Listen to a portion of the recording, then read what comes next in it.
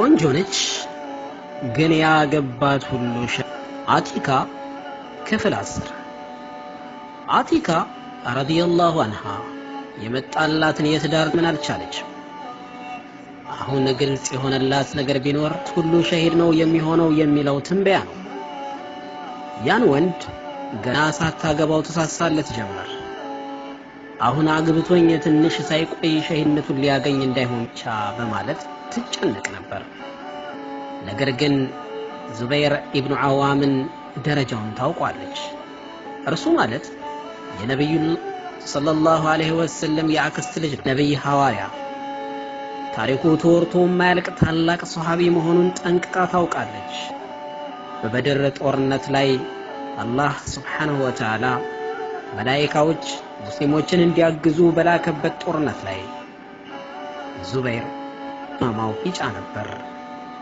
ታዲያ የመላእክቶች መሪ አረዱ በዙበይር ምስል ነበር ተብሎ ይነገርለታል። አቲካ ሁሉንም ስለ ዙበይር ጠንቅቃ ስለምታውቅ የረሱል ሰለላሁ ዐለይሂ ወሰለም ቤተሰብ ስትገባ ዙበይር ቢን አዋም ጋር ለመጋባት በመወሰን ነበር። ከኒካህ በፊት አቲካ አንድ ቅድመ ሁኔታ አመጣች። ምንድነው ሸርጧ? የአቲካ ቤቱ በስሟ እንዲተላለፍ ላ ወላሂ መኪና እንዲገዛላት ወይም የፈለገችውን ለብሳ ስትወጣ እንዳይናገራት ላ ወላሂ። እና ሸርጡ ወይም ቅድመ ሁኔታው ምን ይሆን? እርሷ ላይ ሌላ ባል እንዳያገባ ወይም የበፊቱን ሚስት እንዲፈታ። በፍጹም ሸርጧ አንድ ነበር። አላህ ቤት መስጂድ ሄዳ የምትሰግደውን ፈርድ ሰላት ሰይዲና ዙበይር እንዳይ። ይህ ደግሞ የማይችለው የሰይዲና ዑመር ኢብኑ አልኸጣብ ስጦታ ነበር። ሰይዲና ዙበይርም ለዚህ ቅድመ ግዴታ ተስማምተው ከአቲካ ጋር ኒካቸውን አሰሩ። በሚገርም ሁኔታ አሁንም የመጀመሪያው ሌሊት ለአቲካ እጅግ አስቸጋሪ ነበር። አሳዛኝና ሆድ የሚያባባ ነበር ሌሊቱ።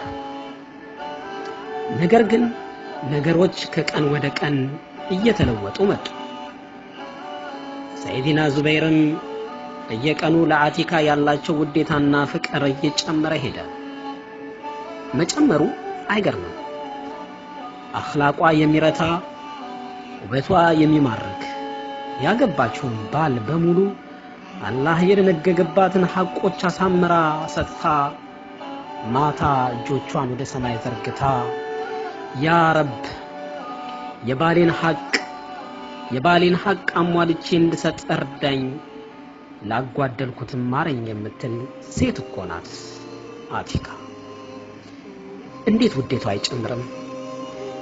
ከጊዜ ጊዜ ግን ሰይዲና ዙበይር ቢን አዋም ረዲየላሁ ዐንሁ አዲስ ባህሪ ይታይባቸው ጀመር። ይኸውም አቲካ ላይ መቅናት መጀመራቸው ነው። ያ ሰላም!